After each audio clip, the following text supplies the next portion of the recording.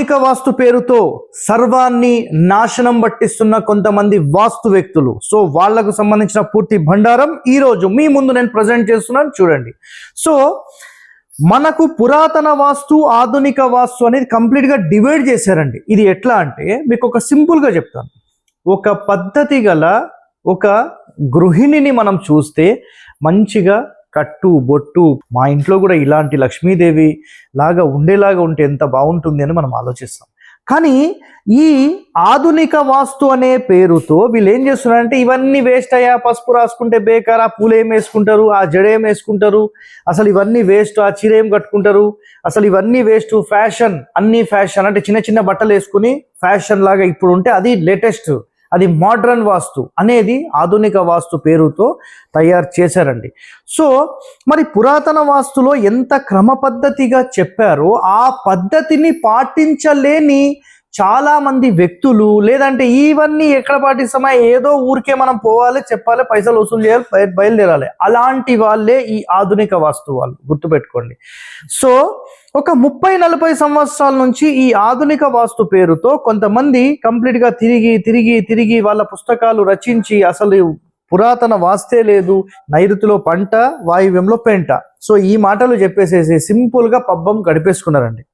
So ఇక వాళ్ళకైతే ఇప్పుడు లేవు, ఇంకా ఆ డేస్ లేవు వాళ్ళకు. ఎందుకు అంటే పురాతన వాస్తు, ఒరిజినల్ ఏన్షియంట్ బిల్డింగ్ ఆర్కిటెక్చర్ ఈ రోజు వరకు సమాజంలో తీసుకొచ్చిన వాళ్ళు లేరు, తీసుకొస్తే వాళ్ళను ఆచరించే వాళ్ళు కూడా లేరు. కాబట్టి ఇన్ని రోజులు వాళ్ళ పబ్బం అనేది గడిచింది. బట్ ఎప్పుడైతే మన హరివాస్తు ఎంటర్ అయిందో, హరివాస్తు ఎంటర్ అయిన తర్వాత నుంచి మనకు పురాతన వాస్తుకి సంబంధించిన ఎన్నో అంశాలను మనం తీసుకొని వస్తున్నాం.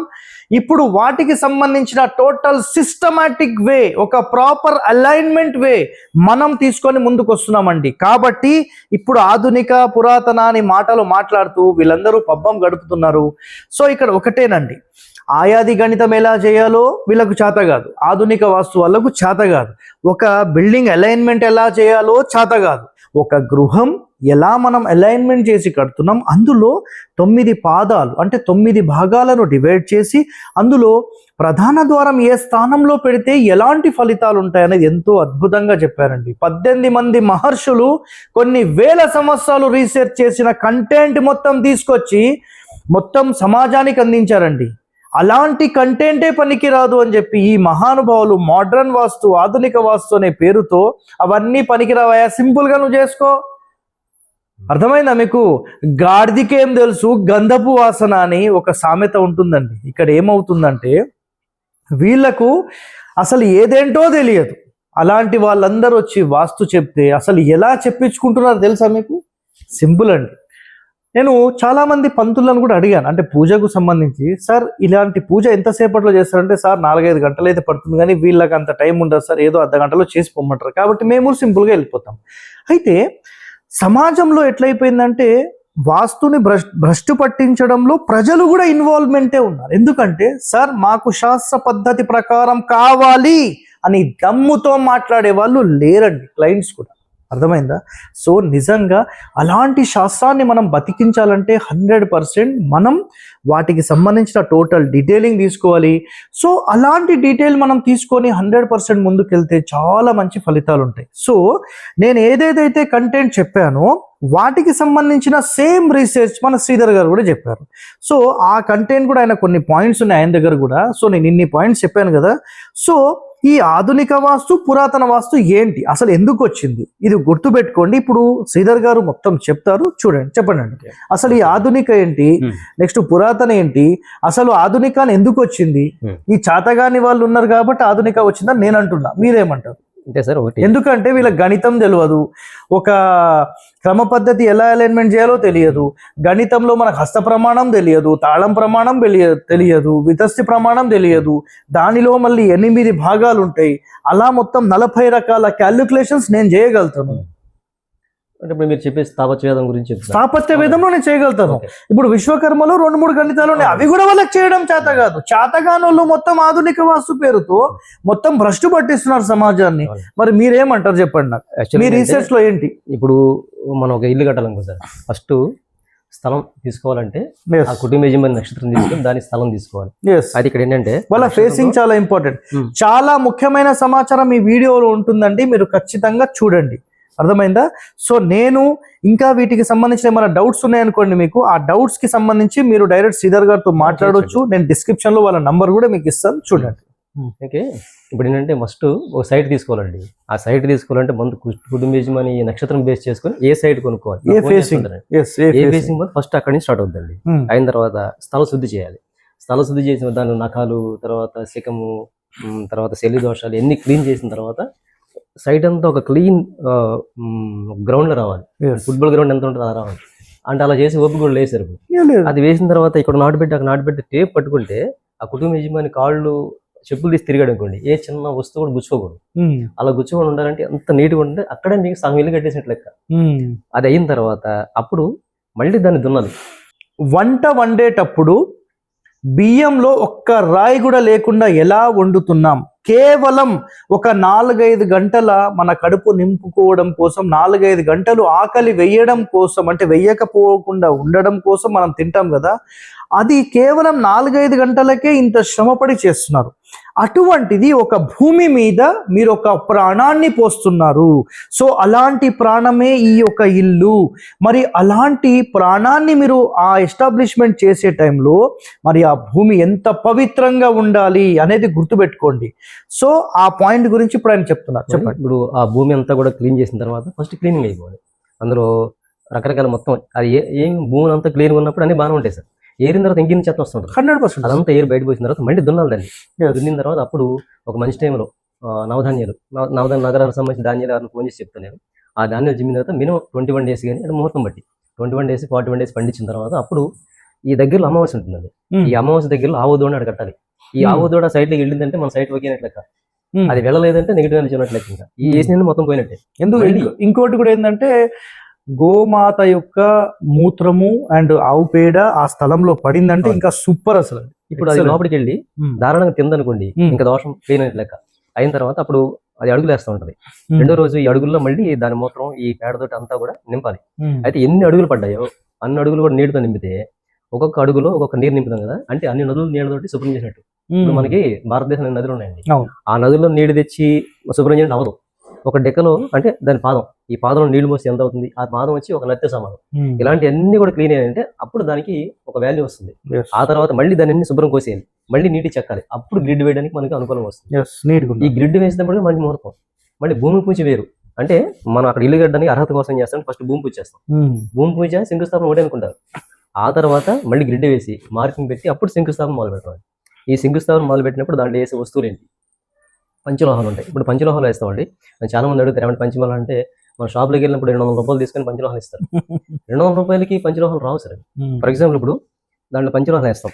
ఈ పంచలోహాలు వేసినప్పుడు 5 రకాల లోహాలు. ఇది మన ఇక్కడ వరకు భూమి, దీనికి వేసేది కంచు. ఇక్కడి నుంచి ఒక జానం వేసామనుకోండి, ఇదంతా నీరు. దీనికి వేసేది వెండి. ఇక్కడి నుంచి ఒక జానం వేస్తాం, ఇలా వేసినప్పుడు ఇది అగ్ని. దీనికి వేసేది రాగి. ఇక్కడి నుంచి ఒక జానం వేస్తే అది గాలి. దీనికి వేసేది ఇత్తడి. ఇక్కడి నుంచి వేస్తేనే బంగారం. ఇలా పంచలోహాలు ఆ వాసుపురుషుడి యొక్క ఈ మన దేహంలో ఉంటే పంచభూతాలు ఎలా ఉంటాయి, వాటి చిహ్నంగా మనం పంచలోహాలు వేస్తాం. నవధాన్యాలు వేస్తాం. నవధాన్యాలు అంటే ఈ నవగ్రహాలు ఆవాహన చేస్తాం కదా, చేసినప్పుడు వాటికి ఆహారం కింద వేసి నవధాన్యాలు. మళ్ళీ నవరత్నాలు వేస్తామండి. సూర్యుడికి కెంపు, చంద్రుడికి ముత్యం, ఇలా మొత్తం అన్ని నవధాన్యాలు నవగ్రహాలకి ఇది నవరత్నాలు వేసిన తర్వాత ఆ శంకు కూర్చోబెట్టినప్పుడు శంకుకి 4 పాదాలు ఉంటాయి కింద. ఈ 4 బ్రహ్మస్వరూపం, మధ్యలో 8 ఉంటాయి విష్ణు స్వరూపం, పైన శివస్వరూపం. అంటే మనకు 3 దశలు ఉంటాయండి. అంటే ఫస్ట్ పుట్టడం, మధ్యలో పెరగడం, తర్వాత డిస్ట్రాయ్ అవ్వడం. అంటే ఫస్ట్ ఏంటి? క్రియేటర్ బ్రహ్మ, మధ్యలో ఉన్నవాడు ప్రొటెక్టర్, తర్వాత డిస్ట్రాయర్. ఈ 3 తరాలు ఉన్నవాళ్ళు బాగుండాలని చెప్పేసి దాన్ని శంకు కూర్చోబెట్టి ఆ శంకును కూడా 16 రకాల కర్రలు ఉంటాయి. ఈ 16 రకాల కర్రలో మనకి ఏ కర్ర పనిచేస్తుంది, మన ఏ నక్షత్రం వాళ్ళకి ఏది పనిచేస్తుంది. మళ్ళీ శత్రుకర్ర ఉండకూడదు. ఆల్మోస్ట్ శత్రువులు లేని ఏమంటే సండ్రకర్రకి శత్రువులు ఎక్కువ ఉండరండి, అది వాడచ్చు. అందుకని సండ్రాన్ని ఎక్కువ వాడుతుంటాం. ఆ సండ్రకర్ర కూడా చిక్కేటప్పుడు కూడా సార్ చాలా జాగ్రత్తగా. ఇప్పుడు మేము ఉంటాం శంకు చెక్కేటప్పుడు మాకు 4000 ఇస్తాం. ఎంత మొక్క 4000 అనుకుంటాం, కానీ ఎంత చెక్క తీసుకురావాలి. చెక్కిన తర్వాత లాస్ట్లో చెక్కేబడి కూర్చుంటే మొత్తం పోయినట్టే, మళ్ళీ తీసుకురావాలి. అది కూడా ఆ చెక్కేటప్పుడు కూడా ఈ నక్షత్రానికి, కుటుంబ యజమాని నక్షత్రానికి, ఇంటి నక్షత్రానికి, ఆ శంకు చెక్కే నక్షత్రానికి 3 మ్యాచ్ అవ్వాలి. ఇన్ని కష్టాలు ఉంటాయి సార్. అది మనకు తెలియదు కాబట్టి ఏమంటామంటే ఎన్ని అవసరాలు తీసేయమంటాం. అపార్ట్మెంట్లో ఉన్నవాడు ఏమైనా పెడతారంటే, అపార్ట్మెంట్లో ఉన్నవాడు పెడతారు అంటే అపార్ట్మెంట్ ఓనర్ శంకుస్థాపన చేస్తారు, ఆయన ఒక్కడే చేస్తాడు, మనం కొనుక్కుంటాం, దానికి పక్కన పెట్టేద్దాం. అంటే అవకాశం ఉన్నవాడు చేసుకోవచ్చు. అంతే. తర్వాత దాంట్లో ముఖ్యమైన విషయం ఏంటంటే పాదరసం. ఈ పాదరసం అనేది శివవీర్యంతో లెక్క. ఎప్పుడైతే మన కింద పంచలోహాలు నవధాన్యాన్ని వేసిన తర్వాత అష్టకలశ దిగ్బంధం చేస్తామండి. మొత్తం 8 కలశాలు పెట్టి అష్టదిక్పాలను ఆవాహన చేసి ఆ తర్వాత సొంత ఇల్లు ఉన్నవాళ్ళు ముత్తైదు అందరూ వచ్చి నీళ్ళు పోస్తారు. అది ఒక పెళ్లిలో ఉంటుంది సార్ యాక్చువల్ చెప్పాలంటే. అప్పుడే మీరు అక్షంతలు పడగానే ఇల్లు కట్టేసినట్టే. లోపల ఎవరికైనా కొంచెం క్లేసం ఉంటుంది, మనం కట్టలేమన్నప్పుడు ఈ అక్షంతలు ఎప్పుడైతే మీద పడ్డాయో వాళ్ళకి ఒక పవర్ వచ్చేస్తుంది, డబ్బు కూడా ఆటోమేటిక్గా వస్తుంది. ముహూర్తం పెట్టి అది మంత్రబలంతో కూర్చోబెట్టాలి, అది శంకుస్థాపన పర్ఫెక్ట్గా వస్తుంది. ఈ శివవీర్యం అనేది ఏంటంటే ఈ పాదరసం శివవీర్యం లెక్క. ఎప్పుడైతే ఆ పాదరసం దాన్ని పోస్తామో అక్కడి నుంచి మనం గర్భధానం ఎలా చేస్తాం? ఒక అమ్మాయి పెళ్లి చేస్తాం, గర్భధానం చేస్తామండి. ఈ వీర్యం ఎప్పుడైతే ఆవిడ గర్భంలోకి వెళ్తుందో 9 నెలల 9 రోజుల్లో పిల్ల తెరవుద్ది. ఈ 9 నెలల 9 రోజుల్లో ఇది ఒక ఇంటి రూపంలో బయటకు వస్తూ ఉంటుంది. ఇంటికి అలా శక్తి పెరిగిపోతూ ఉంటుంది. అందుకే లాస్ట్ ఎప్పుడైనా స్లాబ్లు వేసేటప్పుడు వాటి కింద కుటుంబ యజమాని పడుకోవద్దు అంటారు. రీసెంట్గా మనకు వచ్చింది సార్. ఆ కుటుంబ యజమాని ఎప్పుడు కూడా గృహప్రవేశం అయ్యేవారు కూడా ఇంట్లో పడుకోవద్దు. వీళ్ళు అక్కడే వెళ్ళి సామాన్లు పోతే, మీ సామాన్లు పోతే పక్కన ఇంకో టెంట్ వేసుకుని బయట పడుకోవాలి. మా ఇల్లు కట్టాం, అక్కడ టెంట్ వేసి పడుకోలేదు, ఆ టెంట్ వేసుకుని బయట పడుకో, దీంట్లో నిద్ర చేయకూడదు. ఇన్ని ఇంక్లూడ్ అయ్యి ఉంటాయి సార్. అవేంటంటే ఇప్పుడు ఏంటంటే శంకుస్థాపన అవసరం లేదు, ముహూర్తం అవసరం లేదు, ఏం అవసరం లేదు. ఆధునిక వాస్తు అంటే ఇక ఏం లేదు, వాళ్ళకి ఊరికే నువ్వు ప్లాన్ పట్టుకురావా ఏదైనా ఇంజనీర్ దగ్గర, నేను మార్పులు చేసి ఇచ్చేస్తే అయిపోయి అంటారు అంతే. ఇది నెక్స్ట్ జనరేషన్ ఏం చేద్దాం. ఇప్పుడు దీంట్లోనే ఉంది సార్. సరే, ఆధునిక వాస్తు అని చెప్పారు కదా, వీళ్ళ ఆధునిక వాస్తు వాళ్ళు ఎంత ముందు రాసింది అంటే 80s, 82, 83 ఆ టైం నుంచి మారిపోయింది. మన అంతకుముందు 70s బిఫోర్ వీళ్ళు బాగానే ఉన్నాయి సార్. 100కి అలా చెప్తారు అయిన వాళ్ళు. ఇప్పుడు వాళ్ళ ఇంట్లో ఇప్పుడు ఏమైందంటే నైరుతి మూత, మొత్తం నైరుతిలో ఇల్లు కట్టేసేయమంటారు అంతే. నైరుతి మూత నిర్భమ సుఖదాత అని పెట్టారు. అది రాసింది మోడర్న్ అయినా కదా, మోడర్న్ వాస్తు అని పెట్టి చెప్పిన వాళ్ళు. అసలు వాస్తు మోడర్న్ ఏంటి సార్? అసలు వాస్తు మోడర్న్ ఏంటి అంటే ఆధునిక వాస్తు. మీకు ఆధునిక వాస్తు అంటే తెలియదండి. ఆధునిక వాస్తు అంటే తెలుసా మీకు? తెలియదు. ఏమీ చేయడం చాతగానోడు ఆధునిక అంటాడు. అంటే తాటి చెట్టు ఎక్కలేనోడు తాటి చెట్టు వంకరుంది అంటాడు చూడండి, అట్లాంటి వాళ్ళు అన్నమాట వీళ్ళందరూ. విజయవాడ బయట పెట్టుకోవచ్చు. ఇప్పుడు నైరుతి మూత నిర్భమ సుఖదాత అంటారు. దానికి కొటేషన్స్ రాయడం చాలా ఈజీ. సరే సార్, ఇంకోటి పశ్చిమలో ఒక ఇల్లు కట్టండి, వాల్ షెడ్ వేస్తారు. పశ్చిమలో వాల్ షెడ్ వేస్తేనేమో పాడి పంటల అభివృద్ధి. పాడి పంటలు కాదు, ఇంట్లో కుటుంబ యజమాని డమ్మి అయిపోతాడు. 100 ఇళ్ళు ఉన్నాయి అక్కడ. ఇదివరకు వడ్ర మేస్తులు అలా కట్టించేవారండి. అలా కట్టించిన ఇల్లు అవుతుంది. నా మొత్తం కాలనీ సర్వనాశనం విషయాలు ఇంతమంది మార్పిస్తుంటాం మనం. తర్వాత ఇల్లు సరే, మీరు ఈ మాట ఎప్పుడైనా విన్నారు మీరు? ఇల్లు ఇరకటము ఆలి మరకటం అంటే ఏంటి? ఇది మాత్రం చాలా జాగ్రత్తగా అర్థం చేసుకోవాలి. ఇల్లు ఇరకటం ఆలి మరకటం అంటే దాన్ని ఎలా మార్చారంటే, ఇల్లు ఇరకటం అంటే ఇల్లు ఇరుగ్గా ఉంటే మంచిది, ఆలి మరకటం అంటే భారీ కోతిలా ఉంటే ఎవరు చూడరంట. అసలు దాన్ని ఎవరితో పెట్టింది వాస్తు? ఇల్లు ఇరకటం అంటే దానికి అర్థం, చిన్న ఇంటి లోపల ఒక చిన్న కుటుంబం ఉంటే అందరూ కలిసిమెలిసి ప్రేమగా ఉంటారు అని దాని కాన్సెప్ట్ ని ఇక్కడ ఏంటంటే సార్, అక్కడ చెప్పింది సంస్కృతంలో ఇల్లు ఇరకటం అంటే కష్టం, ఇంట్లో కష్టం ఉండకూడదు, పెళ్ళం కోతిలా ఉండకూడదు అని అర్థం. దాన్ని ఏంటంటే ఉండొచ్చు అని పెట్టారు. ఇల్లు ఇరకటం కాదు, ఆలి మరకటం కాదు. ఇరకటము అనేది ఎలా వచ్చిందంటే, ఇల్లు 2 కవాటములు కలిగి ఉండవలేను అంటే ఏంటి? 2 కవాటాలు, సింహద్వారానికి 2 డోర్లు ఉండాలి. ఇల్లు 2 కవాటము. మీరు 2 కవాటం పరిశీలనండి, 2 కవాటం ఇరకటం అయిపోయింది. ఆలి మరి కవాటం ఉండవలేను అంటే భార్య తలుపు పక్క నుంచి సమాధానం చెప్పాలి. ఆలి మరో కవాటం అంటే ఇల్లు 2 కవాటములు కలిగి ఉండవలను, ఆలి మరో కవాటం ఉండవు. దాన్ని ఇల్లు ఇరకటం అయిపోయింది, మరకటం అయిపోయింది. దాన్ని మార్చి ఆధునిక వాస్తు ఎలా ఉందంటారు? ఎవరు రాశారు ఈ పాయింట్? అది లేదు సార్. తర్వాత ఇప్పుడు ఈ మోడర్న్ వాస్తులో ఎంతవరకు వాస్తవం, నీ ఎన్ని పాటిస్తున్నావు చెప్పండి నాకు. అంటే ఒకళ్ళు విమర్శించే ముందు నీ కెపాసిటీ ఏంటి, నీకు ఎంతవరకు దీన్ని పాటించి. ఇప్పుడు ఆఖరికి ఈ పురాతన వాస్తుని ఇంప్లిమెంట్ చెయ్యాలన్నా చెయ్యలేని పరిస్థితుల్లోకి వెళ్ళిపోయినాం. మొత్తం కన్ఫ్యూజ్ అయిపోయింది సార్. ఇప్పుడు కన్ఫ్యూజ్ కాదు. ఇప్పుడు ఏమవుతుందంటే అందరూ సింపుల్ గా చెప్తున్నారు, నేను మొత్తం తీసుకెళ్ళి ఇప్పుడు మనము హెల్త్ కోసం ఇప్పుడు అందరు మారుతున్నారా? మళ్ళీ పురాతనకు వస్తుందా? ఎందుకు వస్తుంది? ఈ చాతగానోళ్ళని చెప్పండి. ఇప్పుడు మోడర్న్ వాస్తే నంబర్ 1 అన్నప్పుడు, మోడర్న్ లివింగ్ సిస్టమే నంబర్ 1 అన్నప్పుడు, మరి ఇవన్నీ తిని హెల్త్ డ్యామేజెస్ అయిపోయి మళ్ళీ మన పూర్వీకులు ఎట్లా తిన్నారు, మన పూర్వీకులు ఏ ఆహార పదార్థాలు తిన్నారు, ఎలాంటి ఆయిల్ వాడిండ్రు, ఎలాంటి ఉప్పు వాడిండ్రు, మొత్తం అన్ని పురాతనకి వెళ్ళిపోతున్నారు. ఎందుకు వెళ్తున్నారు? ఇంకోటి ఎందుకంటే దీంట్లో మ్యాటర్ ఏం లేదని అందరికి తెలుసు. పురాతన వాస్తులో అంత చాదస్తంగా పెద్ద ఈ పంతులు గారు కూడా చాలా చాదస్తంగా చేపించేవారండి. వాళ్ళ మాటలు వింటలేదు ఎప్పుడు కూడా. ఇప్పుడు పంతులు గారిని అడిగి, ఏమండి కొబ్బరికాయలు గుమ్మడి మీద కొడతారు, గుమ్మడికాయలు గుమ్మ మీద కొట్టేస్తారు, ఏం సరే అంటే ఊరుగా మనం చెప్తే వాళ్ళు వినరు ఇది అంటారు అనేప్పటికీ ఇంక వాళ్ళు ఏం చేస్తారు సార్? వాళ్ళు ఏం చేయలేరు. అందులో మనం పంతులు గారిని తప్పట్లేదు, వాళ్ళు పంతులు తప్పు ఉండదండి. అయితే నేను ఇందాక చెప్పిన కదా, 4 గంటలు అయ్యేది మాకు అర్ధగంట చేసేస్తారు. ఆయన ఉంటారు సార్, ఎవరో విజయవాడలో ఆయన ఉంటారు, పేరు వాస్తు పురుష. అవునవునవును. ఆయన ఎంత గుంటూరు. బాధపడుతూ ఉంటారు. గుంటూరు వాసు ఏమంటే మేము చేసే పద్ధతులని పోయినాయి సార్, ఇప్పుడు ఏం సరే అయిపోయింది అంటారు. ఆయన కూడా ప్రయత్నం ఉంది, కానీ ఏడ మా సమాజం లేదు కాబట్టి ఏం చేయలేని పరిస్థితి అది. ఇప్పుడు మన ఈ శుభవాసన ఉన్నారు సార్ పెద్ద ఆయనకి కూడా నైరుతి మూత నిరుపమ సోదాత అని చెప్పేసి ఆయన ఖండించారు దాన్ని కూడా. మరి మోటార్ వాస్తే అది కూడా ఆయన తెలియదా పాత గ్రంథాలు చేసి ఆయన అనుభవం చాలా పెద్ద. ఇంకోటి ఆయన అనుభవంలో ఈ పురాతన వాస్తులోని ఎన్నో అంశాలు భ్రష్టు పట్టించింది సమాజాన్ని అని చెప్పి ఆయన 2020లో వీడియో కూడా చేశారు. రీసెంట్ కూడా ఈశాన్య ద్వారంతో ఎంతో మంది నష్టపోయిండు, నా 45 సంవత్సరాల అనుభవంతో నేను చెప్తున్నాను వీడియో కూడా చేసిండు ఆయన. మరి ఈ చాతగాని వాళ్ళకి ఇంకా తెలియలేదు. ఒకటి సార్ ఏంటంటే మనం రైటా రాంగా మనం సార్ వాళ్ళు ఏంటంటే వాళ్ళు విమర్శించి మనం విమర్శించాం, నిక్నిమ్ములు పెట్టి చెప్పడం. విమర్శనం అనేది కాదండి, వాళ్ళు పనికి రానోళ్ళు వాళ్ళ గురించి మాట్లాడతామండి. ఏదో పేర్లు పెట్టుకొని మాట్లాడుతూ ఉంటారు చాతగానోళ్ళు. నీకు చాతనైతే దమ్ము ఉంటే నేను ఇచ్చిన కంటెంట్ కి మించి మొత్తం ప్రజలకు కంటెంట్, పురాతన వాస్తులో కంటెంట్. రీసెంట్ గా మా అందరికి చెప్పిన తడుగుని వచ్చారని చెప్పేసి వాళ్ళకి ఇవన్నీ కూడా ఇన్ని చేపిస్తామని మేమంటే అమ్మో ఎన్ని అవుతాయి అసలు లేవు కదండి అంటే చూడండి ఎలా అయిపోయింది. అండ్ నెక్స్ట్ జనరేషన్ స్టార్ట్ అయిపోయింది పాడైపోయింది. 100% నెక్స్ట్ జనరేషన్ పాడైపోవడం స్టార్ట్ అయిపోయింది. ఇప్పటికైనా కొంచెం జాగ్రత్త పడి అంటే సొంత ఇల్లు సొంతంగా సైట్ ఉన్న వాళ్ళకైతే ఓకే సార్. ఇక అపార్ట్మెంట్ కొనుక్కున్న వాళ్ళకి అపార్ట్మెంట్ లో అవన్నీ చేయలేము, చూడడం అవసరం లేదు. అంటే కామెంట్స్ కూడా చాలా బాధాకరంగా ఉంటాయి. నేను చెప్పామనుకోండి ఎంత చేదస్తాం, ఛందస్సు చేదస్తంగా మారిపోయింది సార్. అలా మారిపోయినప్పుడు కష్టం అవుతుంది. అదే కొంచెం ఇటువంటి విషయాల్లో కొంచెం జాగ్రత్తగా ఉండటం మంచిదని చెప్పేసి. అంటే కట్టుకున్న వాళ్ళు మీకు ఇస్తారు, నాకే అందరికి ఇస్తారండి. మంచి తీసుకెళ్ళి వాళ్ళు ఎవరైనా అందరూ బాగుండాలని ఒక ఆశ ఉంటదండి. శుభంగా ఇల్లు కట్టుకున్నప్పుడు ఒక ఇల్లు కట్టాలంటే సార్ బోర్డు డబ్బులు సంపాదించాలంటే జీవితం మొత్తం అయిపోయినట్టే. ఆ చివరికి అంత కట్టేసిన తర్వాత అరే అప్పుడు తెలిస్తే బాగుండు, చివరి గారు అప్పుడు పరిచయం ఉంటే బాగుండు సార్ మనం కట్టుకునే వాళ్ళం అని చెప్పేసి ఇన్ని రకాలు ఉంటాయి. అంటే డిస్టర్బ్ చేయొద్దు, మంచి కంటెంట్ ఇవ్వాలని చెప్పేసి నా ఉద్దేశం కదా. దానికి మీరు ఏమంటారండి? దాంట్లో ఏం లేదు. ఎవరన్నా ఫోన్ చేసినప్పుడు నేను చాలా ఓపిక చెప్తాను వాడికి. దాంట్లో కూడా మొత్తం తెలుసుకున్న తర్వాత వాడి ఇంకోలో మారిపోతాం, మనీతో దరిద్రం పెట్టుకోండి. అదే ఇది ఎప్పుడైనా మనం మంచి కంటెంట్ తీసుకొని ఒక మంచి శుభంగా ఇల్లు కట్టుకోవాలంటే పూర్వకాలంలో అందరి ఇంట్లో ఆరోగ్యం ఉండేది. ఆరోగ్యం నేను ఏ ఇంటికి వెళ్ళినా ఏదో ప్రాబ్లం స్టార్ట్ సార్, ఏదో ప్రాబ్లం ఉంటుంది. ఏమంటే ఎందుకు ఇలా పాడు చేస్తున్నారంటే మీలంటోడు చెప్పింది కదా అంటారు. అరే నీలంటోడు వేరు నువ్వు వేరు అంటే మరి మాకు తెలియదు సార్, మీరు చెప్పి మీలంటోడు చెప్పింది నీ వాసిద్దని చెప్పింది కదా అని చెప్పేసి వాళ్ళు అంటారు.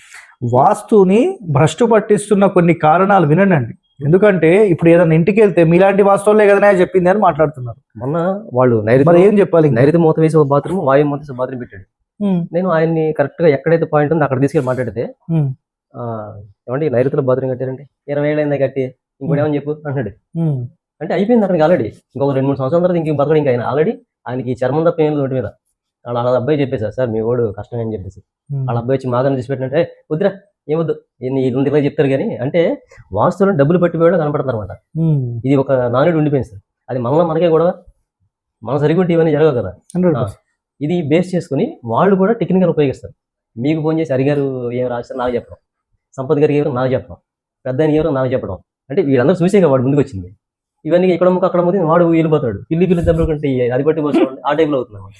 అది కొంచెం బాధాకరమైన విషయం సార్. అది ఎలా మరి సాల్వ్ చేయడం అనేది మనం తెలుసుకోవాలి. అంటే ఏంటంటే కస్టమర్ చాలా అవేర్నెస్. సో ఇప్పుడు దీనికి సంబంధించిన టోటల్ పాయింట్స్ అనేవి ప్రిపేర్ చేస్తా. అసలు ఆధునిక ఏంటిది, ఈ పురాతన ఏంటిది, అసలు ఎలా నాశనం పట్టించారు మొత్తం డీటెయిల్ తీసి ఒక వీడియో చేస్తాను. ఇప్పుడు మనం చెప్పించాలి బ్రీఫ్ గానే ఎవరైనా మాట్లాడితే అసలు ఇంకా చాలా ఉంటాయి సార్ దీంట్లో. అసలు స్టార్ట్ నుంచి ముహూర్తం దగ్గర నుంచి ఎలా చేసుకోవాలనేది. ఇల్లు అంటే సార్ ప్రశాంతం పడుకోవాలి ఆ ఇంటికి. ఇప్పుడు సార్ నిన్న మీరు వచ్చారు కదా, మీకు వైబ్రేషన్ ఎలా ఉందంటే చాలా కష్టం సార్. ఇది ఎన్నో సంవత్సరాలు కష్టపడితేనే ఆ వైబ్రేషన్ మీ కాళ్ళలో మీకు తెలుస్తుంది. మీరు కామన్ మ్యాన్, అయినప్పుడు ఆ వైబ్రేషన్ మీకు తెలియాలి. వాస్తు అంటే మేము రకరకాల చూసుకుని వెళ్ళిపోతుంటాం, ఆ వైబ్రేషన్ మీకే తెలిసింది కదా. అలాగే వాస్తు సిద్ధాంతంలో చాలా మంది వచ్చారు. ఎక్కడి నుంచి వస్తుంది అనేది ఆ దాంట్లో ఉంటుంది.